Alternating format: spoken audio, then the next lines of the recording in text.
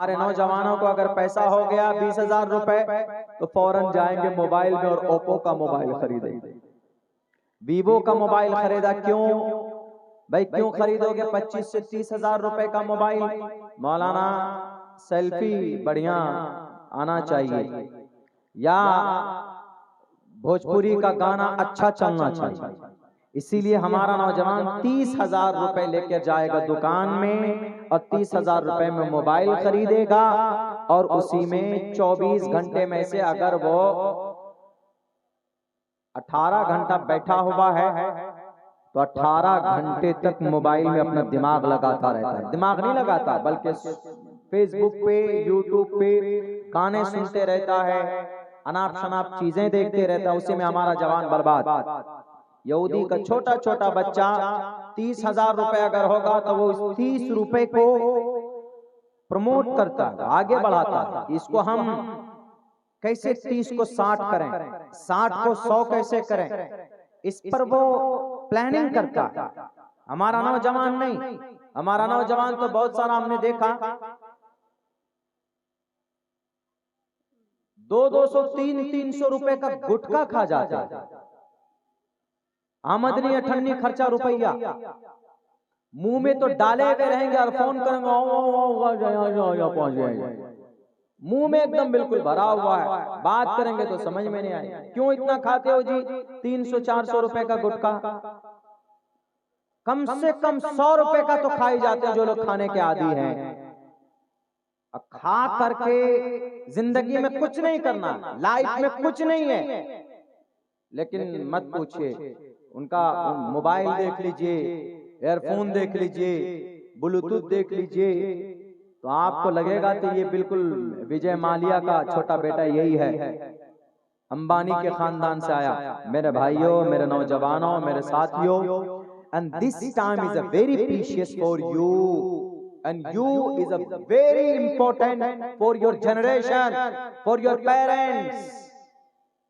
ये वक्त आपके लिए जरूरी है और आप अपने समाज के लिए, आप अपने वालिदैन के लिए, आप अपने आने वाले रिलेटिव के लिए जरूरी।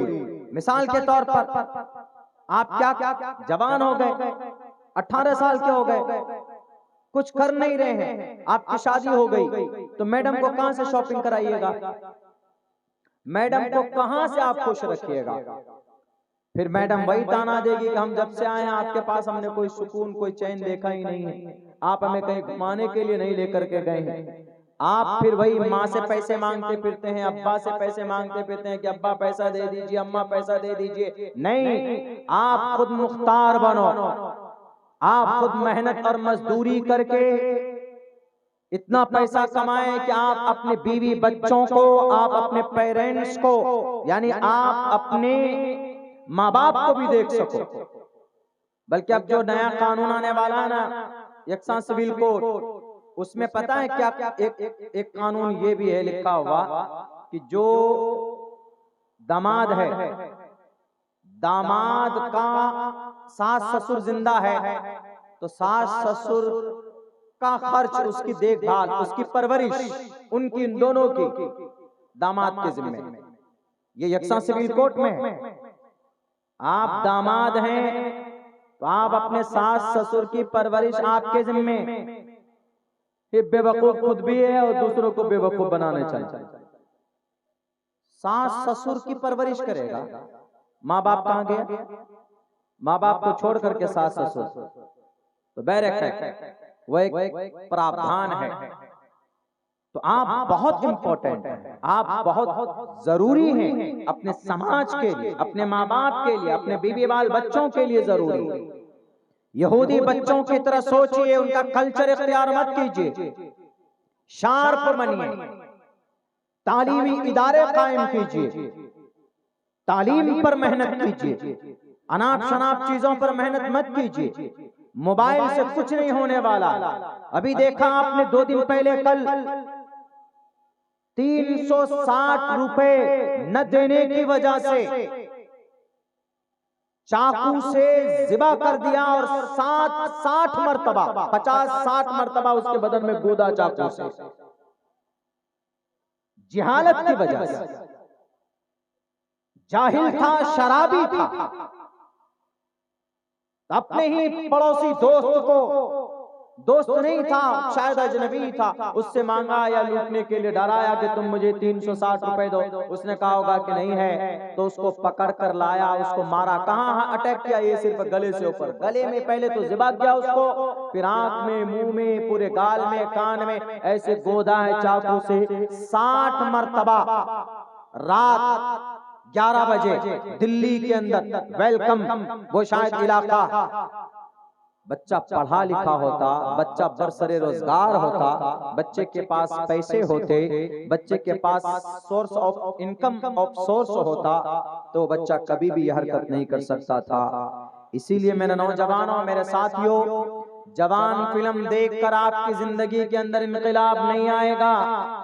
पठान फिल्म देखकर आपकी जिंदगी में इनकलाब नहीं आने वाला है। आप वर्ल्ड कप खूब देखें, बहुत, इतना देखे कि आखिर में रोने लग गए। इतना वर्ल्ड कप देखे आप, 19,000 करोड़ का शायद फायदा हुआ बीसीसीआई को, भारत के क्रिकेट बोर्ड को। पैसा मिला खिलाड़ियों को कितना? 7-7 करोड़। किनको? जो जिन्होंने अच्छे प्रदर्शन किए, हर एक खिलाड़ी को एक मैच में 6 से 7 लाख रुपए मिले, और भी पैसे मिले होंगे। सबको पैसा मिला, सबने आलीशान जिंदगी गुजारने के लिए बंदोबस्त किया सरकार ने। आपको क्या मिला? आपको आखिर में क्या मिला? वक्त आपका गया, टाइम आपका गया, लास्ट में टेंशन आपका गया। बहुत सी जगह तो टीवी उठा के फोड़ दिए लोगों गुस्से में आकर। आपका हुआ क्या? मिला क्या आपको? 14,000 रुपए का टिकट मिला है, कम वाला टिकट। कहाँ है? अहमदाबाद का, स्टेडियम में जाने के लिए। बताइए, 14,000 रुपए और टिकट लेकर के गए, वहां से मुंह चुरा करके भागे सबके सब। तो खैर, वो एक अलग बात है, वो एक अलग चीज है। आपने देखा अहमदाबाद के स्टेडियम में कितने अंग्रेज दिखे आपको? अंग्रेज का कितना बच्चा दिखा? मेरे ख्याल से 200 भी नहीं होगा। सब कौन थे? हमारे भारत के युवा, पागल, सब बेवकूफ जमा होने वाले वहां पे। ठीक है, सपोर्टर हैं, अच्छी बात है। हर कोई चाहता है कि उसका देश, उसका मुल्क तरक्की करे, आगे जाए, अच्छी बात है। लेकिन 10-10 घंटे टीवी के सामने बैठकर कोई पूजा कर रहा है, कोई दुआ कर रहा है।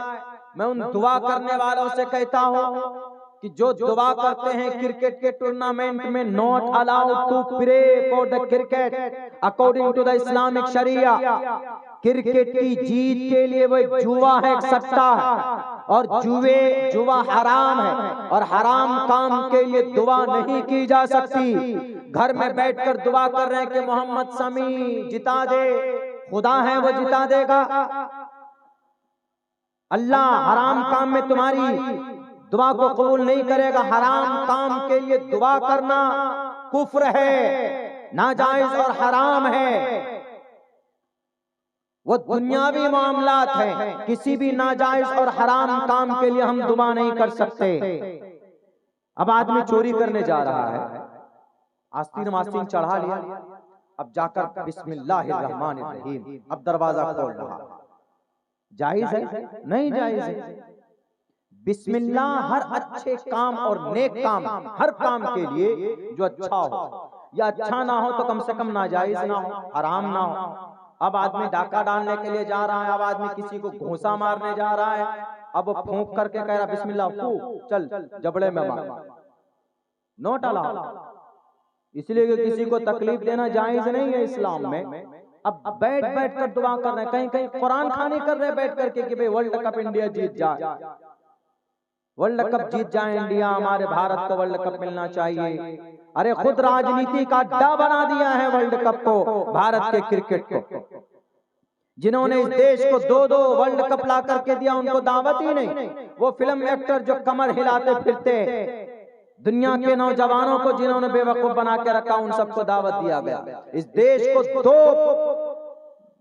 कप्तान ने वर्ल्ड कप दिया, कपिल देव ने, महेंद्र सिंह धोनी ने।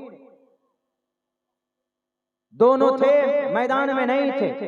बगावत है क्या नहीं? असबियत है कि नहीं, रेसलिज्म है कि नहीं। वो सोचता है कि मेरे नाम का स्टेडियम है, मैं जाऊंगा, मंत्र पढ़ दूंगा और फिर जीत कर आ जाऊंगा, हमें किसी की जरूरत नहीं है। गुरूर टूटा है तुम्हारा।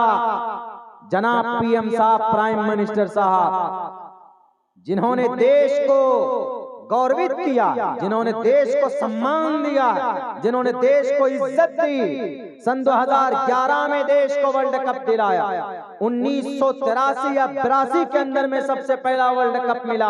आप उन कप्तान को, उन टीम को नजरअंदाज नहीं कर सकते। अच्छी बात नहीं है, अखलाक के खिलाफ है, मरूवत के खिलाफ है। बैरक वो एक अलग बात थी, हमने बताया आप लोगों को। तो मैं ये पैगाम देना चाहता हूँ, मुझे तो कुछ और बात करनी थी, लेकिन ये कि बीच में ये बातें आ जाती, जुमला मोतरिजा के तौर पर तो बतानी पड़ती।